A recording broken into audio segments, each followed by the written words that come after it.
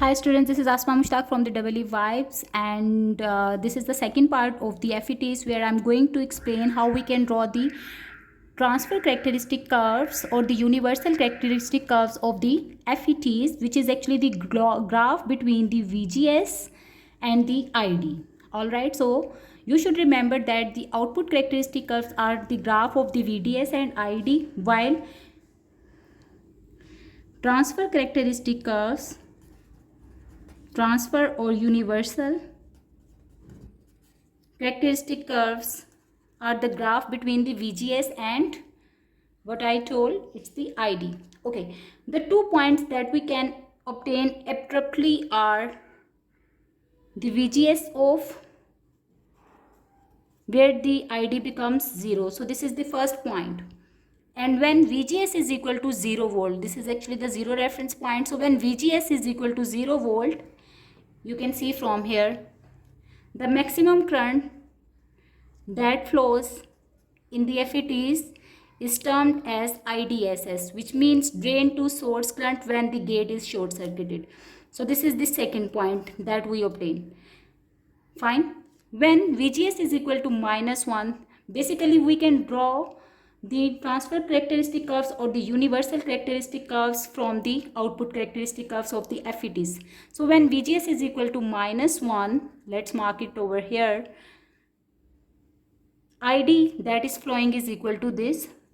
So I can just extend it and I can determine the point, another point, which is this.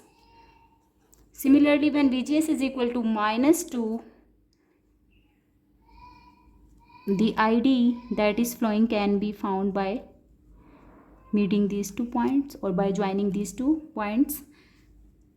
Similarly, when VGS is equal to -4, let's say it's over here, then ID that is flowing is equal to this.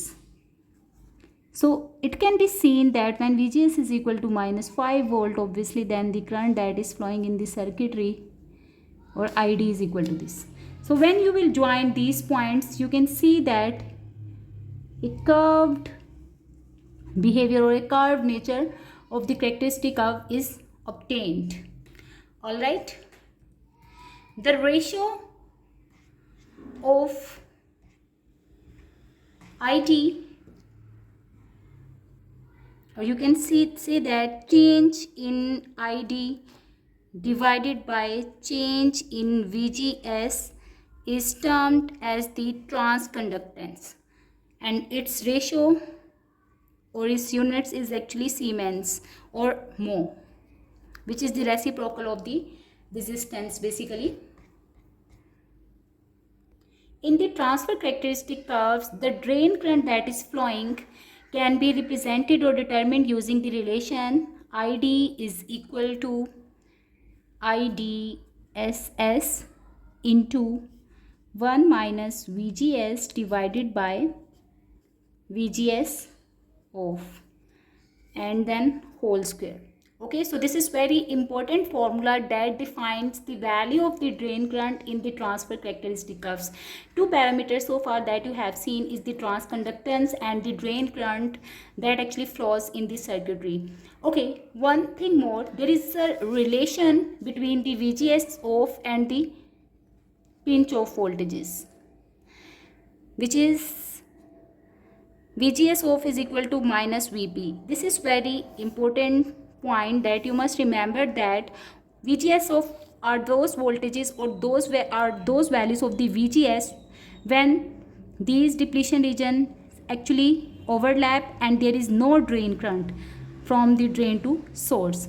So basically VGS off are those voltages at which drain current will stop flowing, while pinch off voltages are those voltages at which the drain current reaches to its maximum value. And one of the value is given. If you know that the value of VGS of is equal to -5 volt, then VP is equal to 5 volts. Fine. So this is the relation between the VGS off and VP. This parameter is usually given in the data sheet of the FETs. Similarly, IDSS is also given in the particular data sheet of an FET, and this is that amount of the current when VGS is equal to 0 volt, and this is the maximum current that can be allowed in any type of the FET. The transconductance of an FET can be determined for any particular value of the VGS by using the formula Gm is equal to Gm naught into 1 minus VGS divided by VGS of, and then the bracket clauses basically. Okay, Gm naught or the transconductor Gm naught, actually that value of the transconductance when VGS is equal to 0 volt, and it is usually given in the data sheet. But if it is not given, or if Gm naught is not given, you can determine it by using the formula Gm naught is equal to 2 times of IDSS divided by VGS of, and you have to take the magnitude of the VGS of, since usually these voltages are negative, but you will just use the positive value of the VGS. Let's do a numerical related to this for utilizing or for understanding how this formula can be used. So suppose that you are given the parameters like ID, SS, which is equal to 3 milliamperes, VGS of is equal to minus 6 volt. Fine. GFS maximum, or the maximum transconductance, is given as 5000 microsiemens. Okay, so you have to use these values for determining the forward transconductance. So forward transconductance for the VGS is equal to minus 4 volt. You have basically find forward transconductance for VGS is equal to minus 4, and then you have also find the value of the drain current. Alright, we know that Gm is actually equal to Gm naught divided by 1 minus VGS divided by VGS of, and then the bracket clauses. Let's just substitute the values.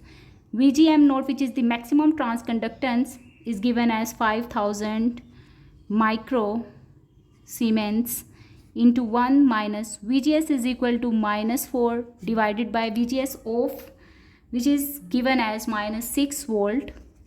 When you will substitute the value, you are going to get the answer equal to 1667 microsiemens. Fine. Once you are having the value of Gm, the next step is to determine the value of ID.